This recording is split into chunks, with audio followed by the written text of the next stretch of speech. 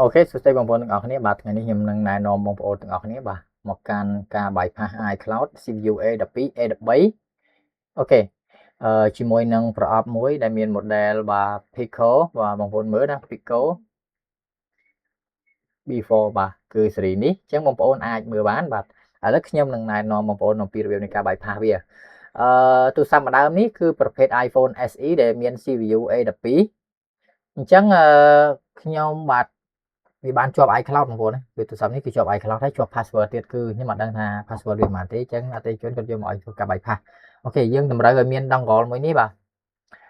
ទើបអាចធ្វើការ bypass បានអញ្ចឹងខ្ញុំសូមចូលទៅកាន់ Apple អូខេខ្ញុំសូមចូលទៅកាន់ Apple ហើយ no understand បាទនេះគឺកន្លែង A12 A13 ខាងលើនេះហើយកន្លែង file RAM disk នេះវគ្គមុនខ្ញុំបានណែនាំបងប្អូនហើយបើបងប្អូនអត់ទាន់បានមើលការ download file RAM disk ទេបងប្អូនអាចចូលទៅមើលបានហើយសម្រាប់បញ្ជាក់ទូរស័ព្ទនេះគឺខ្ញុំបាន update ទៅ version ចុងក្រោយយល់ហើយអញ្ចឹងខ្ញុំចូលមកកន្លែង select file បាទ select file ហើយខ្ញុំទៅរក file RAM disk របស់ខ្ញុំគឺនៅកន្លែង download នេះ A12 A13 iPhone SE បាទចូលចេញមកបាទហើយនេះអញ្ចឹងវាមាន model ច្រើនណាស់ឃើញទេអញ្ចឹងយើងអាចធ្វើការរើស model បានហើយអញ្ចឹងខ្ញុំ refresh មួយសិន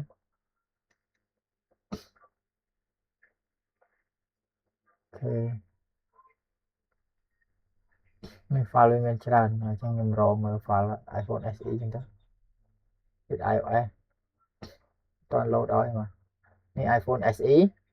ហើយទូរស័ព្ទនេះគឺ version 26.6.6 គឺ version ចុងក្រោយគេអូខេ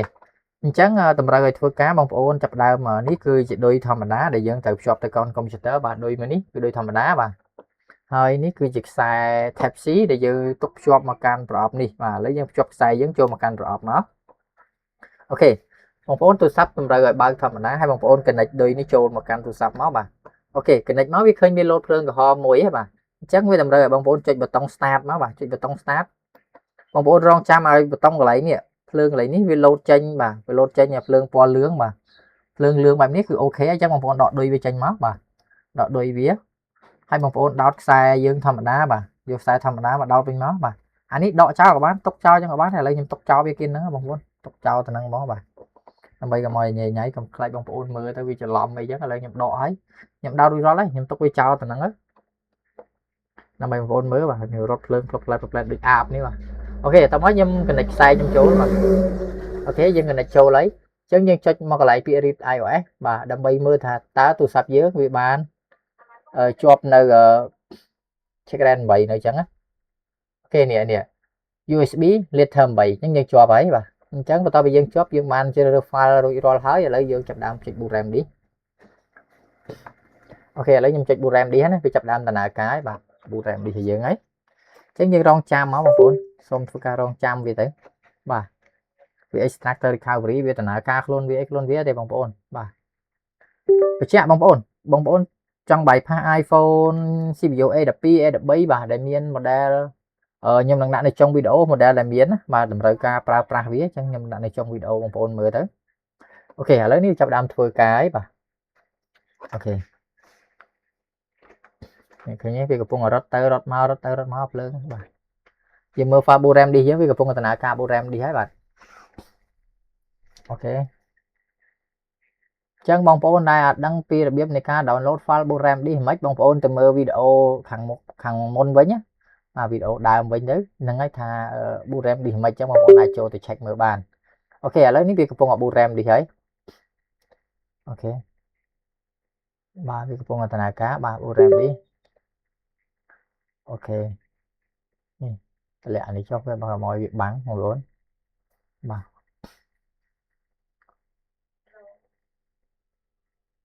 អូខេបងប្អូនត្រូវរងចាំវាឲ្យវាដើរឲ្យចប់មកបងប្អូន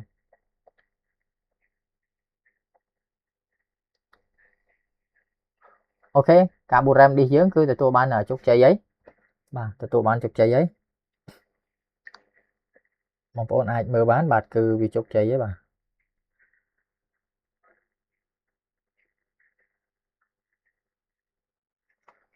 អូខេការ boot RAM disk ទទួលបានជោគជ័យហើយដំណាក់កាលបន្តទៀតបងប្អូនចុចពាក្យថាបាទ backup passcode បងប្អូនចុចលើពាក្យ backup passcode មកបាទ ok backup passcode បានហើយចឹងបងប្អូនអាចចូលទៅមើលនេះគឺ file វាកន្លែងរក្សាទុកវាគឺវាបានរក្សាទុកហើយនេះគឺលេខ 0402E នេះឃើញទេ file មួយនេះអូខេឥឡូវវាបានហើយចឹងបន្តមកទៀតបងប្អូនចុចបន្ទាប់ពី backup passcode រួចបងប្អូនចុចពាក្យ factory reset បាទចុចលើវាមកបាទអូខេពេលនោះទូរស័ព្ទនឹងធ្វើការ error បាទនឹងធ្វើការ error ហើយបន្ទាប់ពី error រួចវានឹងចេញជាប់ iCloud ហើយបាទបងប្អូនអូខេអញ្ចឹងបងប្អូនរងចាំតិចទៅឲ្យទូរស័ព្ទយើងដំណើរការចប់សពគ្រប់មក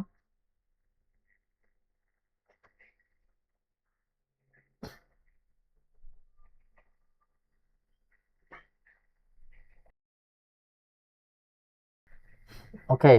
ឡូវនេះវាកំពុងដំណើរការអញ្ចឹងខ្ញុំសូមបង្ហាញបាទ model ដែល support ជាមួយនឹងប្រអប់ទាំងអស់នេះបាទ model ដែល support ដែលតម្រូវឲ្យធ្វើបានប្រើប្រាស់បានមកគឺមានដូចជា iPhone 11 11 Pro Max បាទ11 Pro iPhone SE iPhone XS XS Max បាទ XR iPad Air 3 iPad mini iPad 8បាទគឺយើងអាចធ្វើបានជាមួយនឹង Unlock Tool អូខេអញ្ចឹងបងប្អូនបាទយើងត្រូវរងចាំឲ្យទូរស័ព្ទយើងដំណើរការសិនមកបាទឲ្យដំណើរការចប់សពគ្រប់មកឥឡូវខ្ញុំបើកមកកាន់ផ្ទាំង Unlock Tool វិញយើងត្រូវធ្វើវាពីដំណាក់កាលជំហានទី1គឺយើង backup passcode ជំហានទី2គឺយើង restore backup វិញបាទអូខេឥឡូវយើងរងចាំទូរស័ព្ទយើងឲ្យវាដំណើរការចេញដល់ hello សិនមក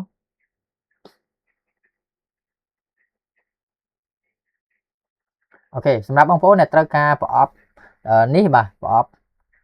Pico បាទ Pico 4បាទ Pico 4នេះបងប្អូនអាចតាក់ទងមកកាន់ខ្ញុំបានតម្លៃសមរម្យបាទហើយធានាជូនបងប្អូនហើយនឹងណែនាំបងប្អូនជួយ support ផ្ទាល់រហូតដល់បងប្អូនអាចយកទៅប្រើប្រាស់និងធ្វើបានជោគជ័យអូខេឥឡូវនេះវាកំពុងដំណើរការហើយបាទបងប្អូនត្រូវរងចាំតិចទៅបាទ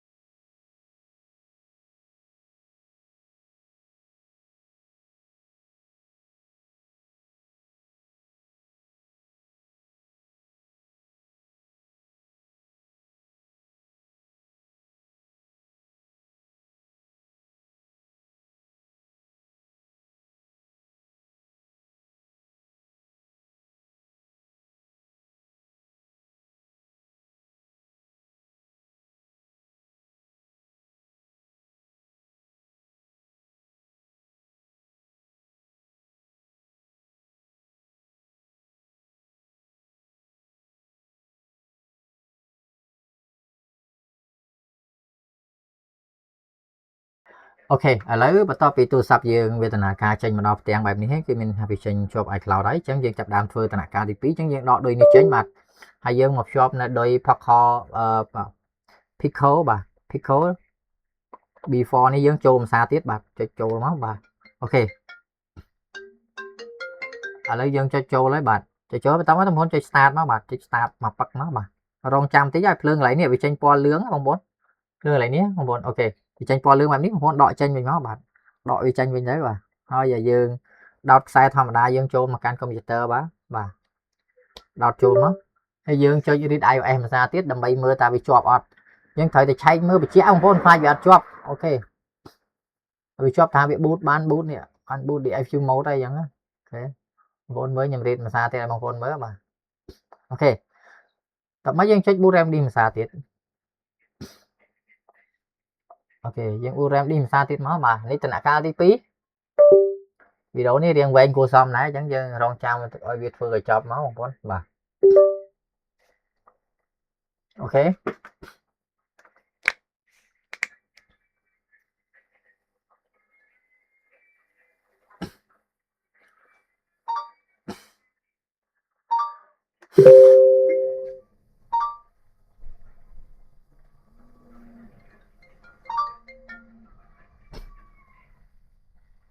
ok là biết phương tên ca thì đấy bà về tên ca tí phí tên ca tí muối dương bu rem đi hơi backup factory reset tên ca tí phí dương bu rem đi được kia tại dương miền như thế dương cứ pra restore backup mình ok là biết phương đài ấy mà bị chấp đám bu rem đi hết bà ok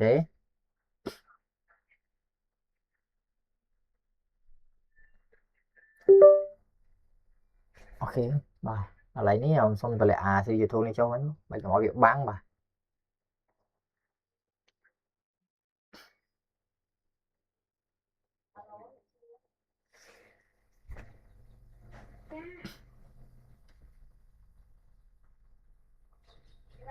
ok bạn để dân rồi chạm máu bạn ok là vì ok ấy chắc bông phone top vì ok rồi bông phone check việc backup đi máu bà restore backup bà check vì máu mà cho thấy bông phone rong trăm tích tới bà nằm về restore file backup để dùng backup vậy môn đó mà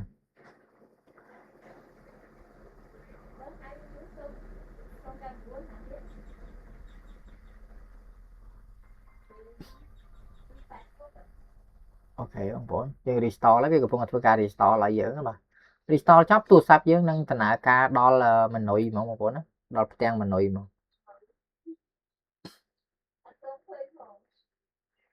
ok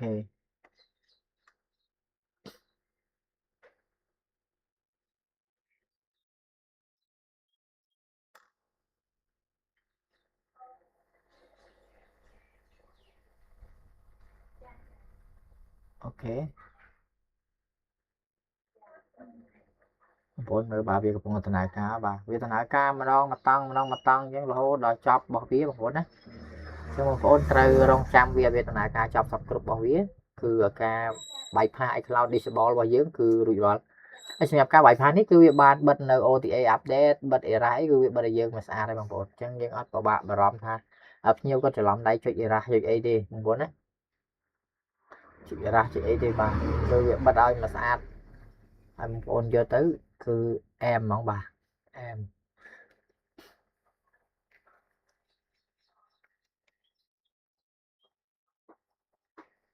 ok cho bảy bà vậy đó lại reboot ít khi cho bảy cứ reboot đấy chẳng một con mưa tới bà chẳng như đông trăm thì tới từ sau bên là ca mà quên hết bây giờ tên ca mất cứ đau tiền mình nuôi tầm rồi mà tiền mình nuôi mong ở bà bông phố này cho activate ấy luôn ấy thì bà cứ check mất đau tiền mình nuôi mong